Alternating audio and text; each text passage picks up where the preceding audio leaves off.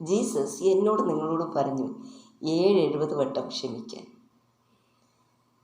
നിങ്ങളുടെ ശത്രുക്കളെ സ്നേഹിക്കുവിൻ എന്ന് പറഞ്ഞു. ഇത് വളരെ വാല്യുബിളായിട്ടുള്ള ഉപദേശമാണ്. സ്പിരിച്വാലിറ്റിയുടെ സൗണ്ട് എത്തിക്സാണിത്.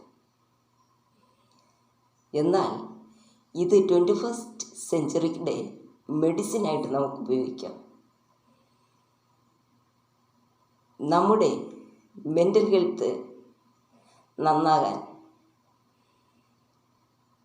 ശാന്തിയും സമാധാനവും നമ്മുടെ ജീവിതത്തിൽ ഉണ്ടാകുവാൻ, നമ്മളുടെ ഇന്നർ വേൾഡ് ഒരു ഹീലിംഗ് സോണിലോട്ട് പോകുവാൻ ഇത് സഹായിക്കും.